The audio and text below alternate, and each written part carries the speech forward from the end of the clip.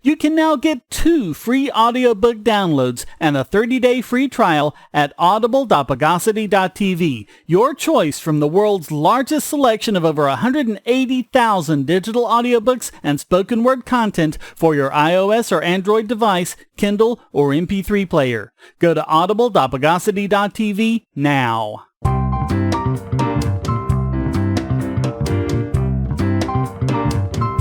Welcome to the Bogosity Podcast for the week of November 11th, 2018. The podcast that tells you what I want, what I really, really want.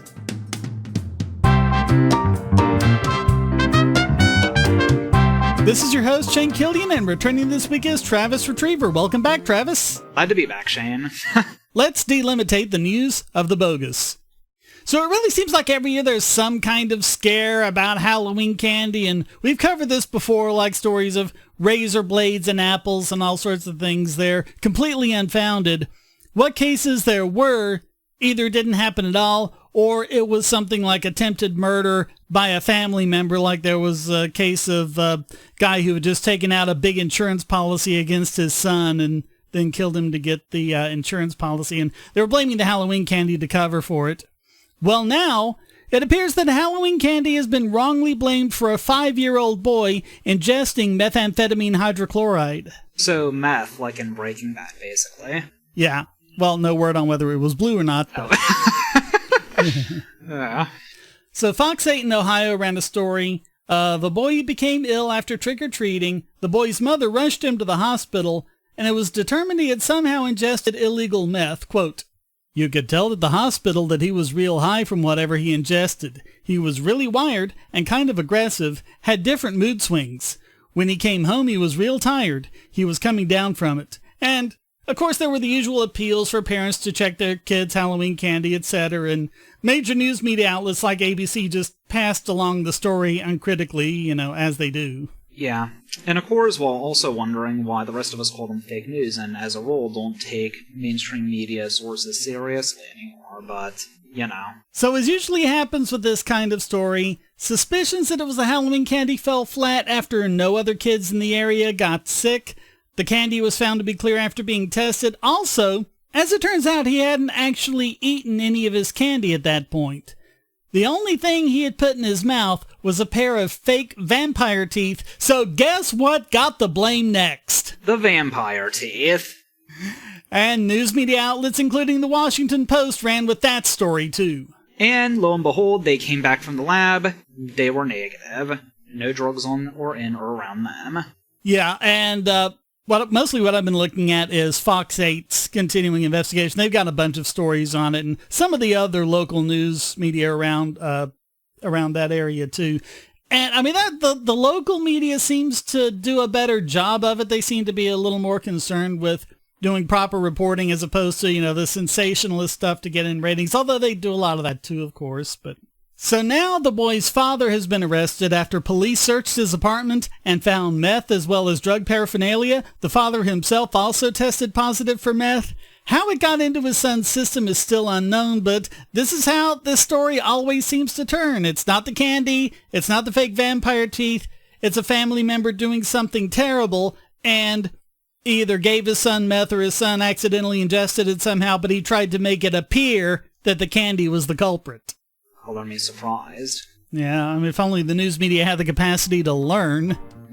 Maybe they'd stop being embarrassed by this and we'd stop calling them fake news. Say, if you're tired of the promos in this podcast, well, the patrons got it early and with no ads or promos. Just go to patreon.bogosity.tv and donate at any level. Do you have children or nieces or nephews? Are you homeschooling, or just want to counter some of the socialist indoctrination most children get in school? If so, go to bogosity.tv/TuttleTwins, and you'll be taken to a website where you can get some great books for elementary-aged children. The Tuttle Twins books are books about liberty and free market economics that include children's versions of Bastiat's The Law, Leonard Read's I, Pencil, and Hayek's The Road to Serfdom, as well as books about the Federal Reserve and how regulations protect business cronies. They'll learn about the harm caused by eminent domain, or regulations passed in the name of safety, and fundamental concepts of liberty. and as you can see from the sample pages on the website, they're all easy to read and nicely illustrated. They're just $9.99 a piece, or get a special discount as well as free bonuses when you purchase all 5. You can even buy in bulk to donate to schools and local libraries. So get the Tuttle Twins books at bogosity.tv/TuttleTwins. Of course, Halloween candy isn't the only kind of fear-mongering we've had to deal with. Ever since 9/11, government has kept everyone in a state of alarm over the possibility of a huge cyber-terrorist attack that threatens our infrastructure and our very lives, while at the same time not wanting us to have strong encryption, but that's another story. Jeez. Yeah, we're not going to let you have the thing that might actually protect you from it. Yeah. So Robert Graham of Verona Security asked the question the news media should have been asking this whole time: why hasn't it happened yet? You would think if it would have happened, it would have happened by now. Yeah, like 15 years later or 17 years later. Unless, of course, they're going to be like the end of the world fundies who say, oh, but it hasn't happened yet, but it will happen, honest, totally, cross our fingers, wink, wink. Well, he wrote, one possible answer is that national security experts are ignorant. I get the sense that national security experts have very little expertise in cybersecurity.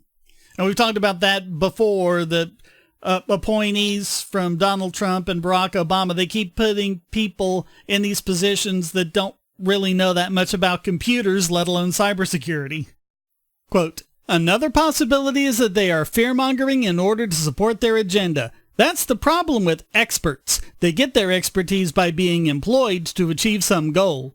The ones who know most about an issue are simultaneously the ones most biased. They have every incentive to make people afraid and little incentive to tell the truth. And pointing out that it'd be pretty complex, like, one of the few things our power grid does have, despite being a government-granted monopoly, is apparently it's very diversified, and it's apparently fairly easy to hack just one miniature part of the station or whatever, but trying to hack enough of it to cause a massive scare or a massive giant blackout among a whole state would be all but impossible to do without people catching on and trying to put up countermeasures.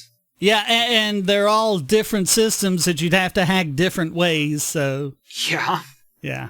I mean, and as they point out in the article, I mean, if you're gonna develop those kinds of really nice skills, then what usually happens to those people is they just generally end up just getting high-paying jobs in the industry, as is. Yeah, whereas the skills that they are using are things like phishing attacks, which...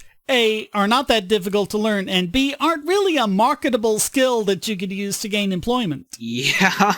So he says, quote, the most likely answer, though, is simply because they can. Anybody can warn of digital 9/11 and be taken seriously, regardless of expertise. It's always the morally right thing to say. You never have to back it up with evidence. Conversely, those who say the opposite don't get the same level of press and are frequently challenged to defend their abnormal stance. But what I think is especially fascinating, that made me literally laugh out loud, is that one of the motivations for hacking for a lot of these Arabic Islamic young men is apparently to get gay porn. Yeah. Since it's strictly prohibited in those cultures and by those governments, pretty much the only way they can get their rocks off would be to learn how to hack or get into some other, I guess, black market. You would think they'd therefore be for personal riots, but apparently they still want a subservient wife who manages the household and deep family ties that come with a whole bunch of children and stuff. Yeah, it's not the case that just because you're gay, you're for, equal rights and all that. Yeah. And when you're from a very repressive society like that, that's the sort of thing that can happen. Yeah.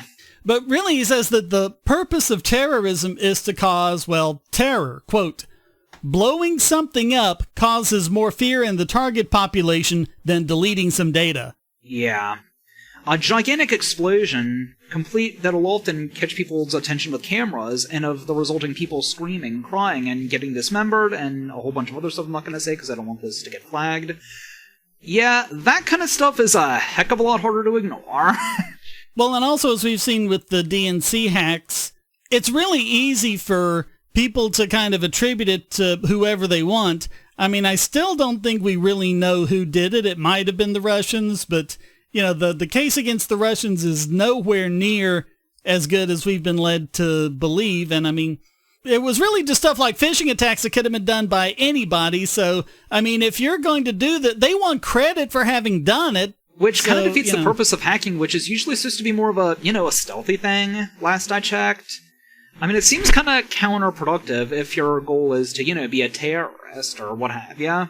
And they also point out something about how it looks like the people who are violent and therefore drawn to terrorism, Antifa, excuse me, tends to be somewhat different from the folks and motivations that draws people into technical stuff. But it's like there are people who are drawn to violence, who are drawn to terrorism as a result, as opposed to, being recruited into terrorism and then becoming violent. It doesn't work that way. So they're attracting the violent people. Yeah. And also, as he points out, these unqualified pseudo-experts get all the attention of the press, and the press gives their warnings credibility instead of challenging them like they're supposed to. We're not fake news, you guys. Honest. Shh.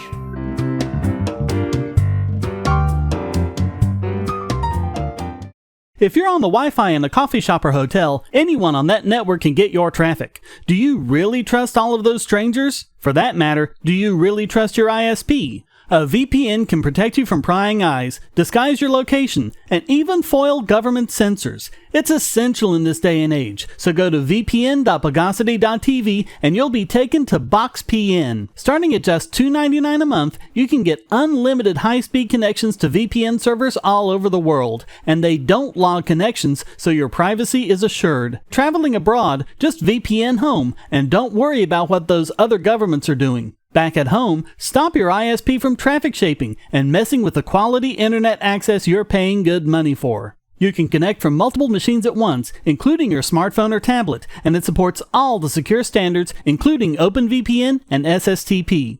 Bypass censors and surveillance with your own secure VPN connection. Go to vpn.bogosity.tv.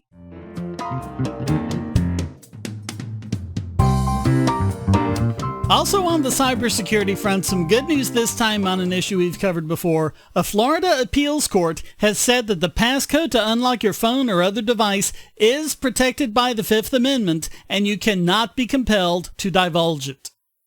And this is a case that surrounded a drunk driver who crashed his car. Police seized his iPhone and sought a court order compelling the driver, who was a minor, to hand over the passcode to his iPhone as well as his iTunes account. Okay, I can kind of sort of maybe understand the phone itself, but I'm not sure I get the whole iPhone, the iTunes account. Like, what, are they going to see if you listen to rap music that praises drugs or whatever? I don't even get that. iTunes has a backup of your phone settings and history and all sorts of things like that. They've just called it iTunes because that's what it was originally, and they've just kept the name. If it wasn't obvious, I'm an Android user. Yeah.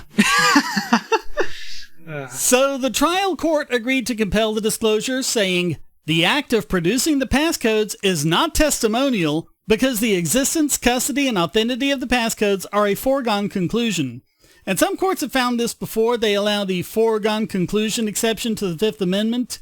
If the police have reason to believe that the suspect knows the passcode, but the appeals court pointed out the problem with this.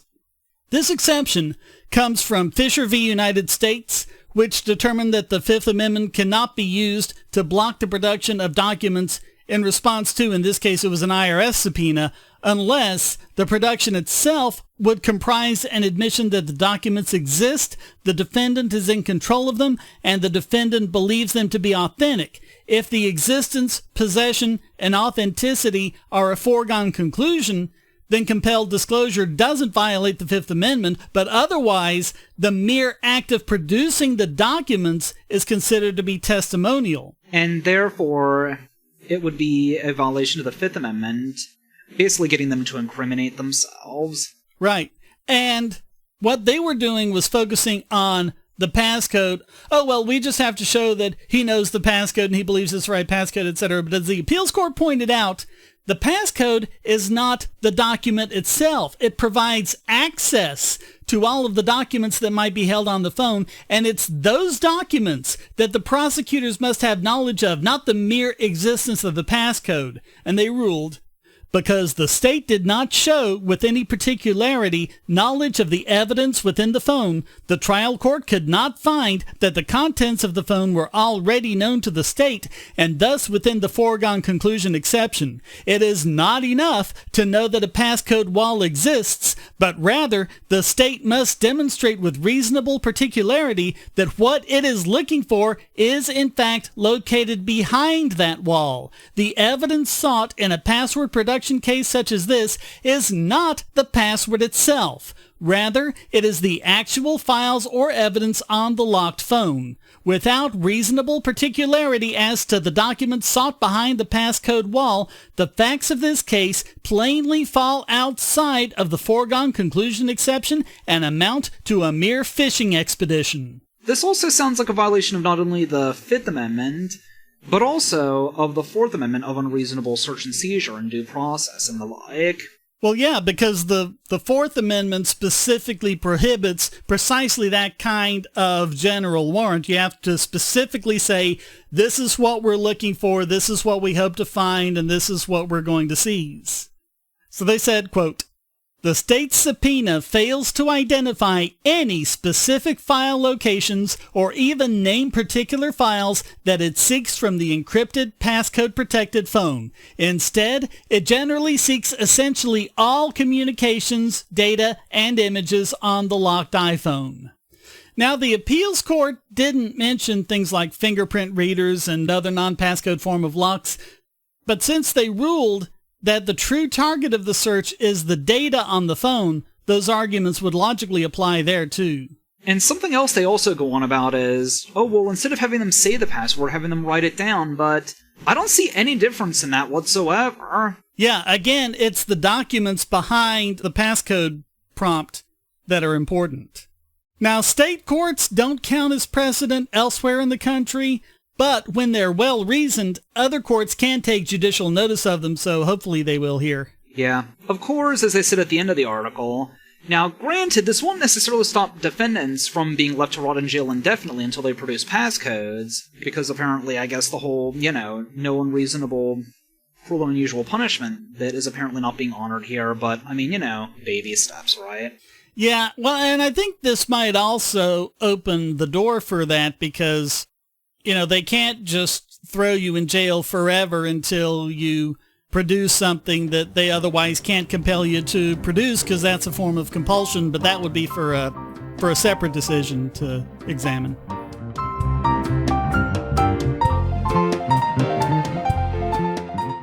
We live in a world where light bulbs connect to the internet, and recent attacks on them prove that your online security is under threat like never before. Not only your websites, but the internet-enabled devices you buy. And the biggest problem is weak passwords. That's why you need LastPass. LastPass allows you to randomly generate strong, unique passwords on the web and on your internet-enabled devices, all protected by one master password.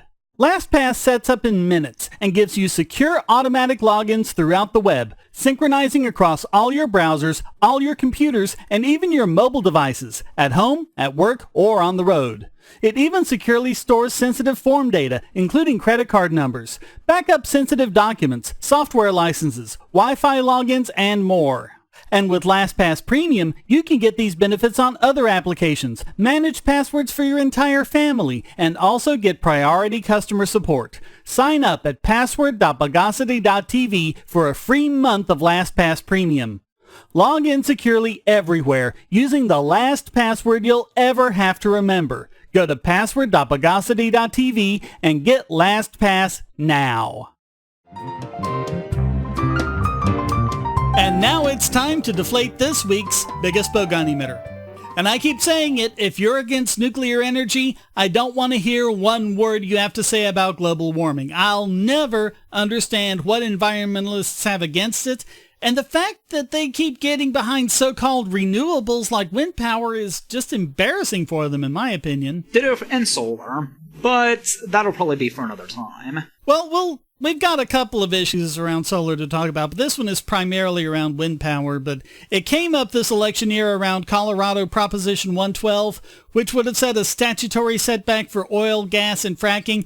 that was so extreme it would basically have meant that you couldn't do it anywhere in the state, and given that Colorado is the country's 5th largest producer of natural gas, that would have been a big issue. Thankfully, Prop 112 failed by a fairly comfortable margin, but through it all, we saw environmentalist groups like 350.org and the Sierra Club claim that America can run solely on renewables. Well, one of the biggest problems with solar and wind is land use. With solar, this can be somewhat mitigated by putting on rooftops, because that's a land that's already being used. You're not using any extra land for it.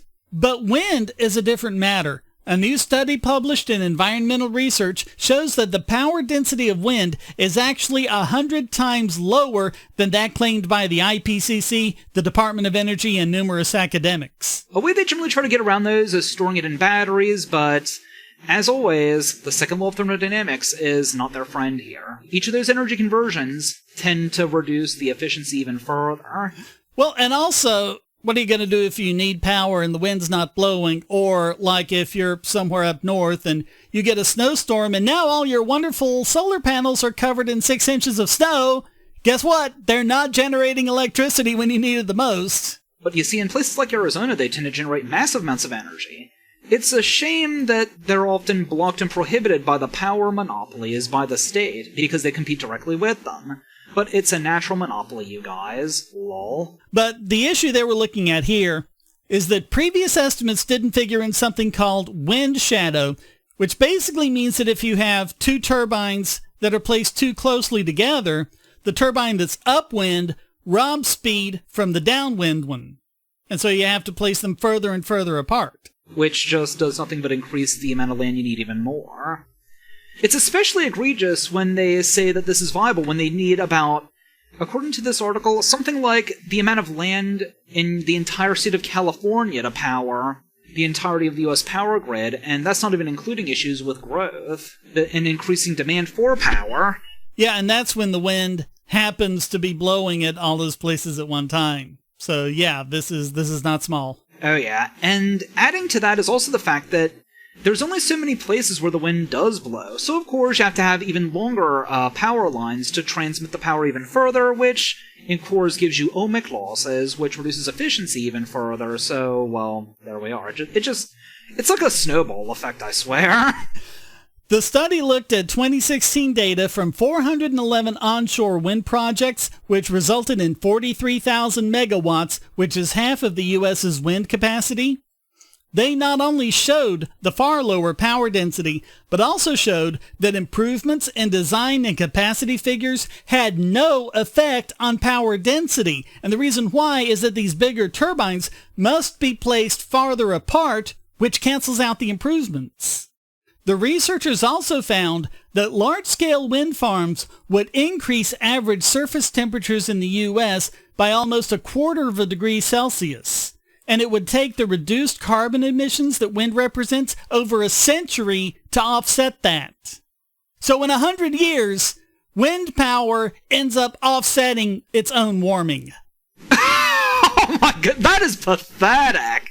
That is absolutely pathetic! Now, they did some look at solar. The authors found that the average solar power density is 10 times higher than wind power, but it's still much lower than is claimed by energy leaders, and they also found no trend of increasing power density in solar. Of course, this would be an even bigger issue if we just switched to nuclear. Modern salt reactors with thorium that, can't blow up or can't melt down are massively efficient, clean, and would pretty much give us vastly cheaper and cleaner and much less land-intensive energy for pretty much the next millennium. And by then, who knows what we might have by then? Yeah, and you can also use the existing uranium fuel and even the waste in sodium-cooled fast breeder reactors, which cannot melt down and can use pretty much almost every last little bit of fuel that's in there. Which we currently can't do right now because of idiotic government nuclear anti-weapons treaties. And if you really want to get rid of global warming that badly, there's a much simpler idea. Rather than cutting back, which would do nothing but, just obliterate our standard of living, especially for those who need it the most, i.e. folks with severe medical issues who need that extra wealth or power to, be on systems that will prevent them from dying or help their standard of living be at least, somewhat reasonable. Well, around the end, they point out that they're mainly doing this, of course, for the subsidies. That's right, this alternative power crap, or at least this stuff in particular, is just another government boondoggle. Well, environmentalists keep claiming that solar and wind are getting more and more efficient, but that just isn't translating to increased power density. And it's not only their ultra-religious devotion to it, but also their insane hatred of nuclear power, which makes all of these environmentalists this week's biggest Bogon emitter.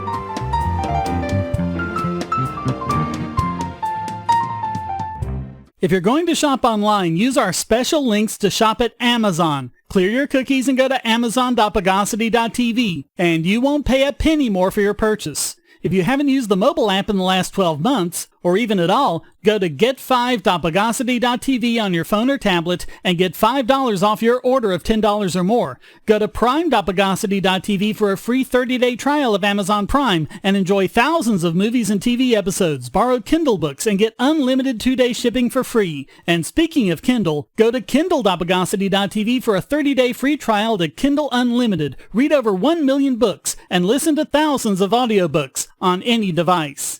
You can go to music.bogosity.tv and get a free 30-day trial of Amazon Music Unlimited with access to Amazon's entire library of 10 million songs, ad-free and with unlimited skips, and even download to listen offline. All great ways to help this podcast simply by shopping at Amazon.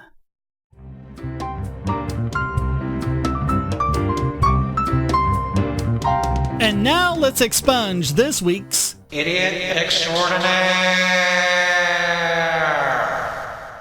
And the gun control nut bars just get more and more extreme as time goes on. This time, it's Democratic politicians in New York who don't just want criminal background checks to buy a gun, but social media checks as well. Oh my god, and people wonder why we call them fascists at this point. Well, their proposed legislation would give law enforcement the power to check up to 3 years of social media posts and search history of any individual before they're allowed to buy a gun. And yes, they want to deny you your right to keep and bear arms because of wrongthink. It'd be hilarious if it weren't so Orwellian. I just saw the title and immediately knew that that's what we're going to be dealing with. Well, if you think wrongly than us, then you should not be allowed to own a gun. It's also frightening that it doesn't seem to occur to them that they're wanting to infringe on a constitutionally protected right, that of keeping and bearing arms, based on their exercise of another constitutionally protected right, that of freedom of speech.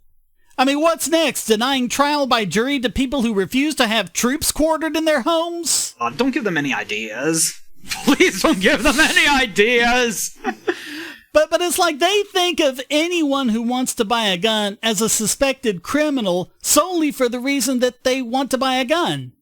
Listen to what Brooklyn Borough President Eric Adams had to say in defense of this legislation, quote, "If the police department is reviewing a gang assault, a robbery, some type of shooting, they go and do a social media profile investigation. Look, if you don't realize the difference between investigating an individual who has already committed a criminal act and using someone's social media posts as evidence of a future criminal act, you have no business being in charge of anything." And how are they supposed to do this anyway? Are gun purchasers going to be required to hand over their passwords? Oh god. Beyond any sane doubt that the left hates both freedom of speech almost as much as they hate the right to gun ownership. Yeah, it's ridiculous and unworkable, but if they try it, it'll be even more destructive. Hopefully it doesn't have a chance of passing. Even if it does, hopefully it won't get past the first court case about it. So hopefully all it does is make these New York politicians this week's Idiot Extraordinaire.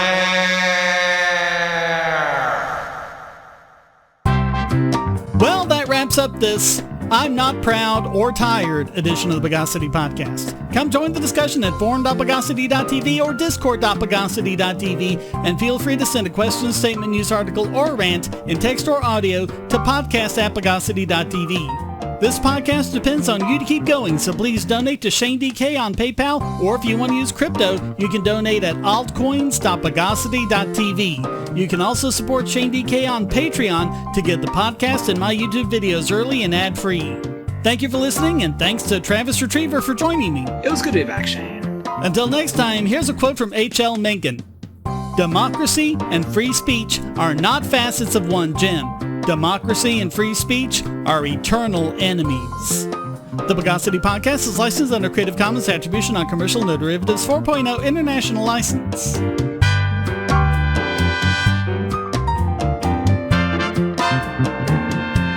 Bogosity.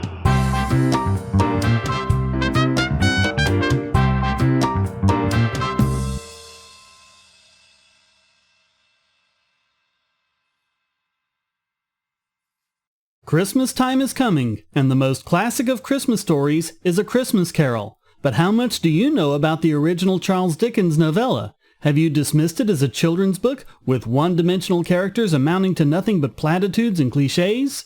Maybe your appreciation of the book was even muted by those dry, boring, annotated books they made you read in school. My book, the sarcastically annotated A Christmas Carol by Charles Dickens, uses both facts and humor to present the book in a way you probably haven't seen it before.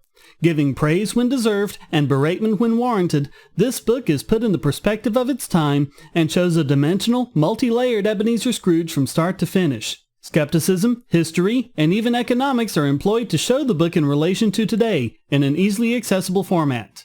Appreciate the Christmas of your youth all over again. Get the sarcastically annotated A Christmas Carol by Charles Dickens, available at Amazon and on PDF as well.